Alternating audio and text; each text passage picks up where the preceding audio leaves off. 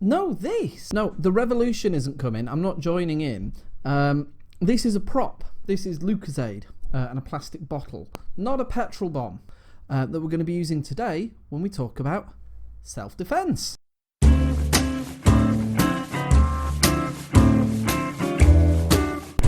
Welcome to Law with Mr. Wallace, and today we're going to be talking about self-defense and prevention of a crime. Now, I'll be straight up at this point. This is a very exciting defense, and I love talking about it, but it's also a bit of a jumble. And the reason being is that self-defense and prevention of a crime isn't really one defense, it's three. Number one, you've got self-defense. That's a common law defense. Number two, you have defense of property. This is actually a statutory offence under the Criminal Damage Act 1971. Number three, you have the prevention of a crime. This is another statutory defence supplied by Section 3 of the Criminal Law Act 1967. However, even though it's three separate defences, we're effectively going to treat it as one defence. That's because the Criminal Law Act 1967 recognises the common law defence and puts it onto statutory footing. We're going to crack on this week and deal with this as straightforwardly as we can. These are complicated defences, but you can deal with them in three relatively straightforward steps. These are the ones recommended by the Crown Prosecution Service, the CPS, on their website. So if it's good enough for the CPS, it's good enough for us. And I think most of you watching this will be doing A-level law, and it's absolutely fantastic for that. Now, we'll begin always with a starting point, and the starting point for us is going to be Section 3 Criminal Law Act 1967, and that will be our opportunity to talk about the defence as a whole and to get down some basic facts. But after that, self-defense is really about two key questions. Number one, was the use of force necessary? And number two, was the force used reasonable? If both of these questions can be answered yes, then it's likely that the defendant will be able to make use of this defence. Right, so let's talk about the basics of the defence. The starting point that I recommend you use is Section 3 Criminal Law Act 1967, which states that a person may use such force as is reasonable in the circumstances in the prevention of a crime. Now, Section 3 recognises the common law defences. So if you're looking at a scenario and it's got self-defense in, or it's got prevention of a crime in, then you can use this as your starting point because it gives it statutory recognition. Now, it is important to remember that there are these three separate defences: defence of the self or another, defence of property, and prevention of a crime. And whenever you're writing about this, you should really identify the correct one in your writing. Now, straightforward things that we can say is that if it's self-defence, then that is a common law defence that has been put on statutory footing. The others are statutory defences. They are all general defences, which means that you can use them pretty much for any crime.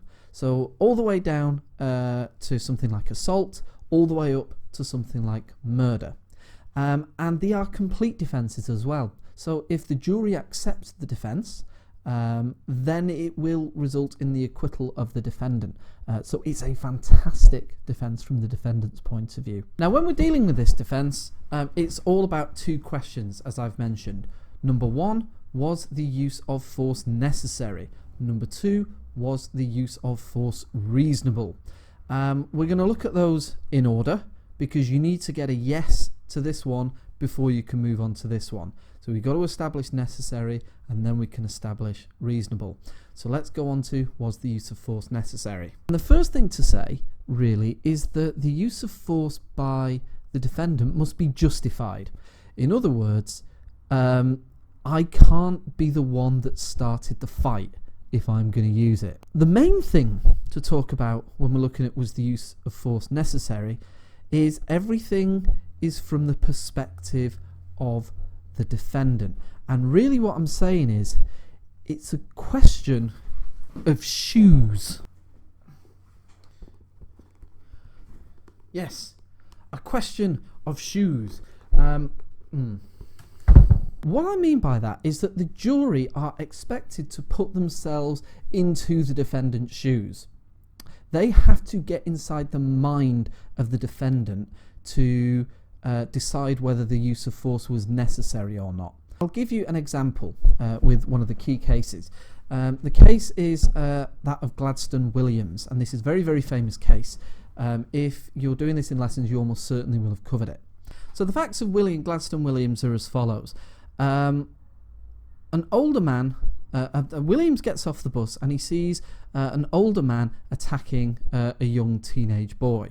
Now the situation that was really going on was this. The young teenage boy had just robbed somebody else, and the older man was carrying out a lawful arrest on him. So what Williams saw as an assault wasn't a spontaneous act of violence or anything. It was this guy arresting a criminal.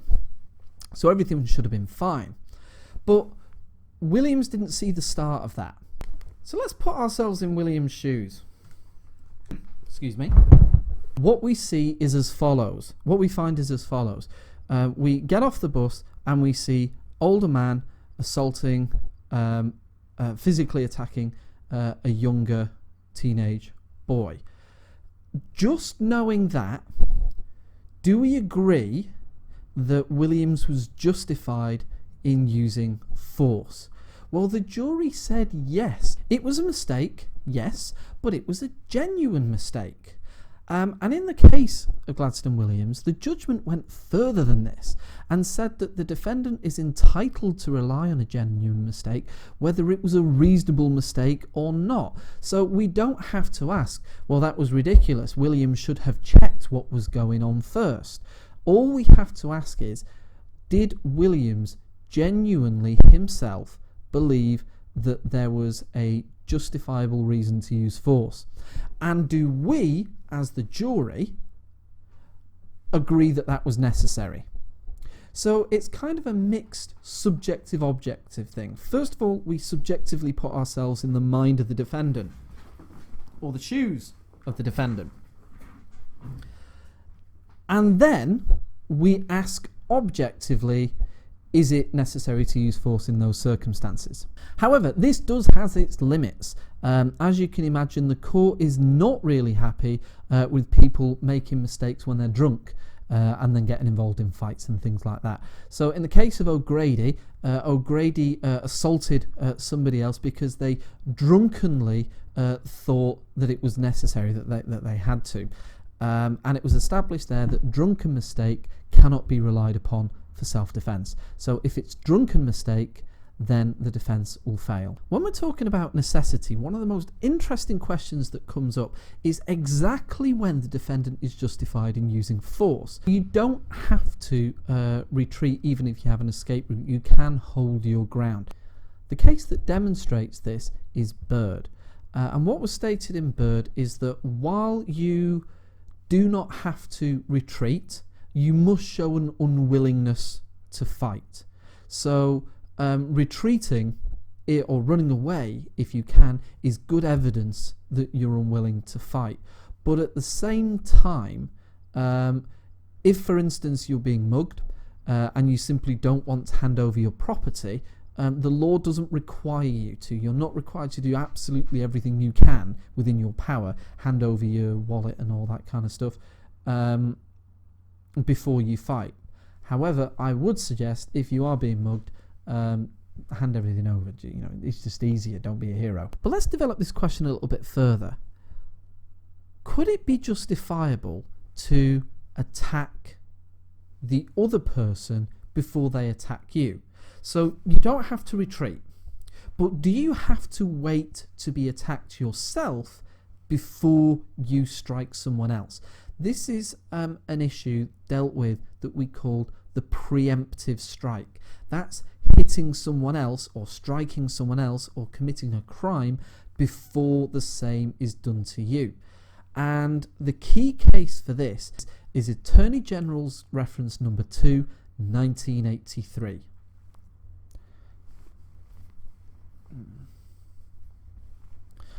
Now, I like Attorney General's reference number 2, 1983, because it's a really interesting case. This isn't a case about punching or stabbing or anything like this. The offence that the defendant was charged with was an offence under the Explosive Substances Act 1883, because what he'd done, which was illegal, was to make petrol bombs. Now, to be clear, making petrol bombs is a really, it's a serious criminal offence. I know you can go on, I think the slow-mo guys on another YouTube channel have done this before, and if you want to know what a petrol bomb is, go and have a look at them, but not now, you're studying law. But this chap had basically filled quite a number of bottles with flammable liquids and prepared them to be used as explosive weapons. So we have to ask then, was it necessary for the defendant, in the circumstances that he believed himself to be in, to make a bunch of explosives? This guy had his flat and his house in an area of Liverpool, in Toxteth. And in the days leading up to him making his petrol bombs, there had been a large amount of uncontrolled rioting going on in Toxteth that the police were unable to get a handle on. So hundreds of people had been in the streets with rocks, with weapons, with their own petrol bombs, and they'd been setting fire to cars and setting fire to shops and smashing things up. And the defendant here was making this in order to defend his own property. What came out of the case is that Lord Lane said, someone who fears an attack can make preparations to defend themselves if their object is to protect themselves, their family, or their property from imminent attack. So in other words, as long as you're doing it for the right reasons, it is legitimate to use force or to break the law in order to protect yourself from a perceived threat. Now let's wind back a minute and remember that this is not an entirely subjective test, so the jury still has to agree. Let's say I go out walking around the streets and I've armed myself with a gun. Jesus. Now that's breaking the law, obviously, and that's a very, very serious offence. And I claim a preemptive strike, and I say I'm simply making preparations to defend myself because there are lots of bad people out there and I could be mugged at any time. Now let's be honest, I'm a kind of middle-aged-ish law teacher. I'm not involved in gangland activities. I don't commit crimes. I don't live in a war zone. So even if I think it's necessary to be armed with, I mean, this is a staple gun, but let's pretend it's a real gun. Even if I think it's necessary for me to have a gun, do we think a jury are going to agree, putting themselves in my shoes, that it's necessary for me to have a gun? No, they're not. In the case of the Toxteth riots, if you're facing an angry mob with weapons and petrol bombs, then yes, maybe the jury might agree that having your own petrol bombs might be necessary. So it's still that mixed objective-subjective test. Now we come on to question 2, and this is really the meat of the defence. This is the most interesting bit. Now we're looking at, if the use of force was necessary, how much force can the defendant use? Was the use of force reasonable?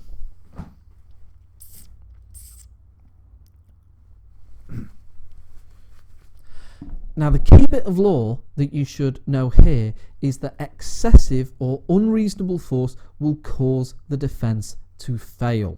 Okay, and it is the jury that decides. Now, this part of the law came under a huge amount of public scrutiny in the early 2000s, and as a result, the government put through the Criminal Justice and Immigration Act 2008. And what they tried to do in that was provide people with more guidance on what the law says in this area. So while for question 1 we were looking at a lot of case law, for question 2 you need to know your sections of the Criminal Justice and Immigration Act 2008, but the law is very, very, very similar. So for instance, there's 3 bits of law that we learnt for necessity that apply for reasonableness as well. We must put ourselves in the shoes of the defendant. The defendant is judged on the circumstances as they believe them to be. section 76, subsection 3. Again, the defendant can rely on a genuine mistake, section 76, subsection 4. And similarly to O'Grady, the defendant can't rely on a drunken mistake, section 76, subsection 5.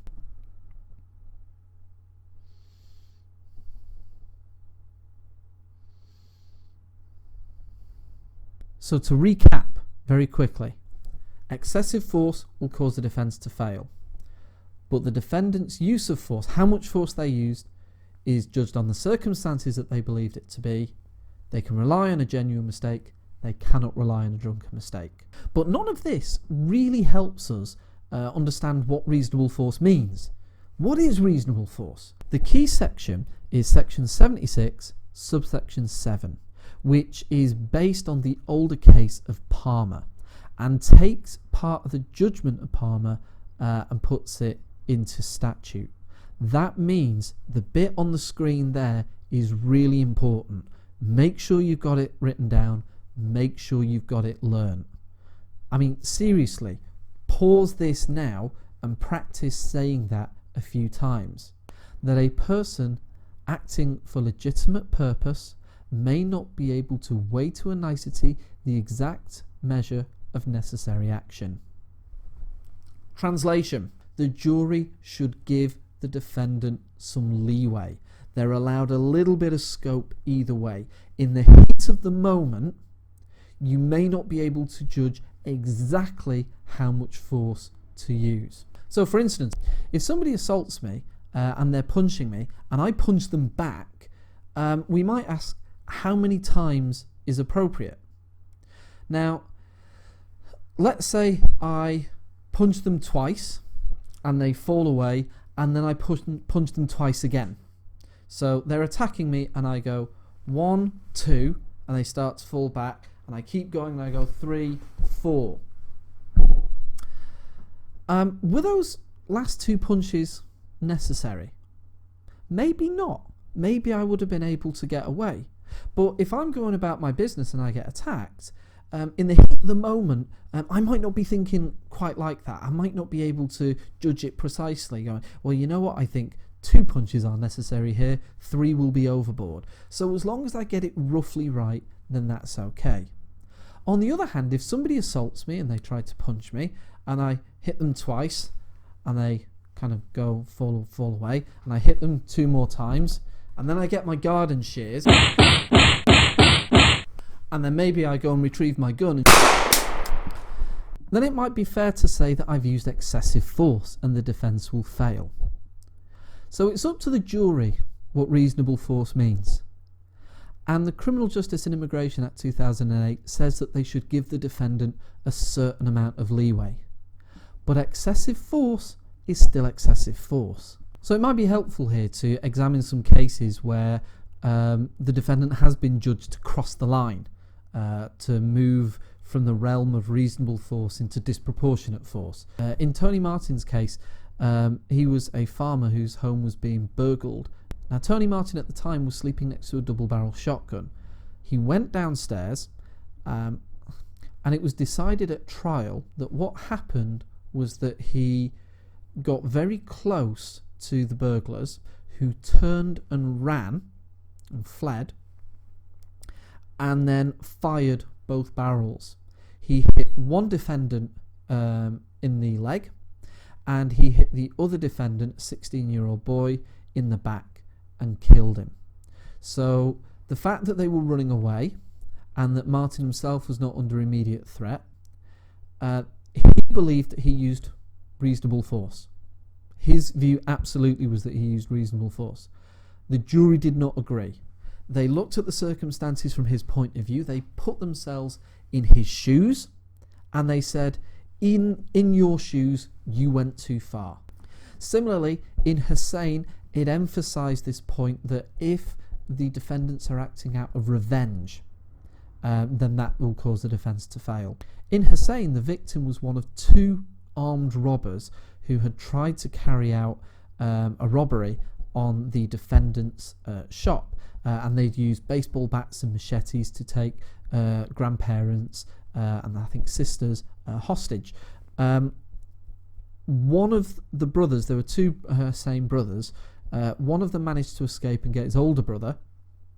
They chased the robbers away, but they caught one of them, took them back to the property, tied him up in the basement, and then they assaulted him.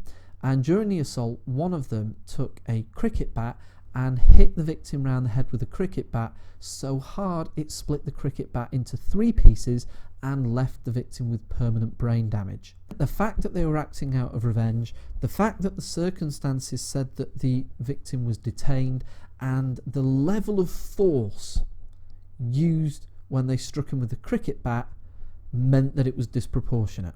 Now, in McKinn's, the defendant was involved in a fist fight, and during the fist fight, they pulled out a knife, and in the words used at trial, they let him have it, and McKinn stabbed the victim with the knife.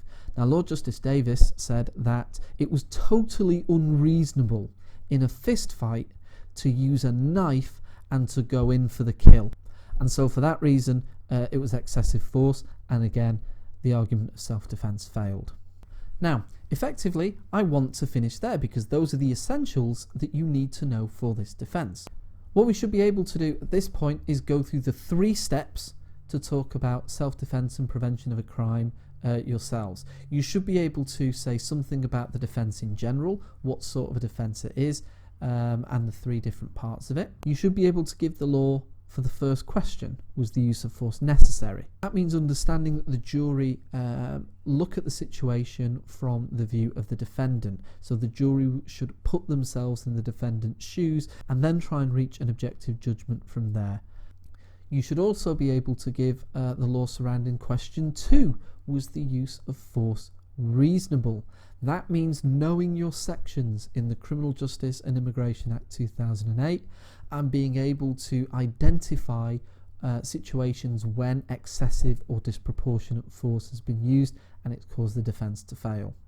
Do some work, but also I think if you look underneath you can like. Likes are good, I've been told. If you subscribe, then when I make a new video, you will be told about it somehow. So subscribe and like.